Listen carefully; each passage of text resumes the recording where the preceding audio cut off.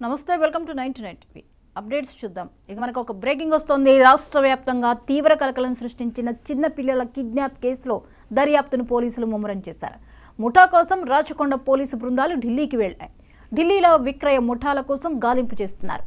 ఈ కేసులో కిరణ్, ప్రీతి కీలక సూత్రధారులుగా గుర్తించారు. పిల్లలను ఎక్కడి నుంచి తెచ్చారో పోలీసులు తేల్చనున్నారు. 50 మంది చిన్నారులను ముఠా విక్రయించినట్లు గుర్తించారు. ఇటీవల కాపాడిన 13 మంది చిన్నారులను CWCకి తరలించారు. ఇప్పటి వరకు 11 మంది ఏజెంట్లను అరెస్ట్ చేశారు. పిల్లలను కొన్నవారిని తాజాగా పోలీసులు గుర్తించారు. పిల్లలను కొనుగోలు చేసిన తల్లిదండ్రులపైన పోలీసులు కేసు నమోదు చేశారు. పూణే, ముంబై, ఢిల్లీ నుంచి పిల్లలను ఎత్తుకొచ్చినట్లు పోలీసులు గుర్తించారు.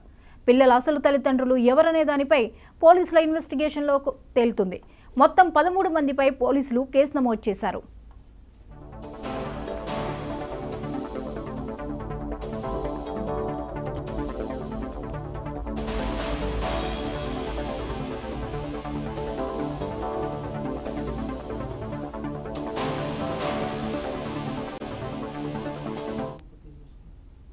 రైట్, మొత్తానికి రాష్ట్ర వ్యాప్తంగా తీవ్ర కలకలం సృష్టించిన చిన్న పిల్లల కిడ్నాప్ కేసులో దర్యాప్తును పోలీసులు ముమ్మరం చేశారు. ముఠా కోసం రాచకొండ పోలీసు బృందాలు ఢిల్లీకి వెళ్లాయి. ఢిల్లీలో విక్రయ ముఠాల కోసం గాలింపు చేస్తున్నారు. ఈ కేసులో కిరణ్, ప్రీతి కీలక సూత్రధారులుగా గుర్తించారు పోలీసులు. ఇక ఈ అంశంపై మరిన్ని అప్డేట్స్ ని మా ప్రతినిధి గోపి అందిస్తారు. గోపి, చెప్పండి, చిన్న పిల్లల కిడ్నాప్ కేసులో సూత్రధారులను గుర్తించారు పోలీసులు, వివరాలేంటి?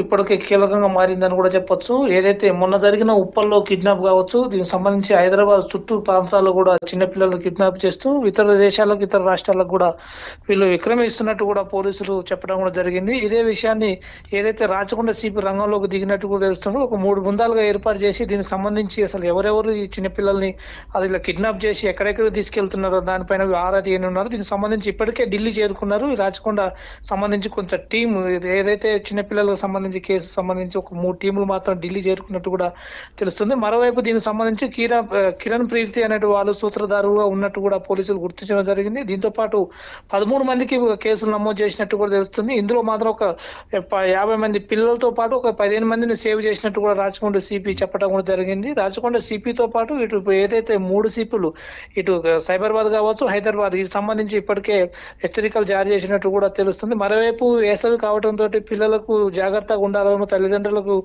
విజ్ఞప్తి చేయడం కూడా జరిగింది. మరోవైపు ఎక్కడగా హైదరాబాద్ లో కావచ్చు, చుట్టుపక్కల ప్రాంతాల్లో కూడా పిల్లలను విక్రమిస్తున్న ముఠాను మాత్రం ఎక్కడికక్కడ కట్టుదిట్టం చేయాలని పోలీసు బృందం ప్రత్యేకంగా ఏర్పాటు చేసినట్టు కూడా తెలుస్తుంది. మరోవైపు దీనికి సంబంధించి ఎక్కడైతే దాదాపు ఒక 50 మంది పిల్లల్ని అనాథలుగా తీసుకొచ్చి ఎవరైతే తల్లిదండ్రులు వీళ్ళు విక్రమిస్తారో వాళ్ళపైన కూడా కేసులు నమోదు చేసినట్టు కూడా తెలుస్తుంది.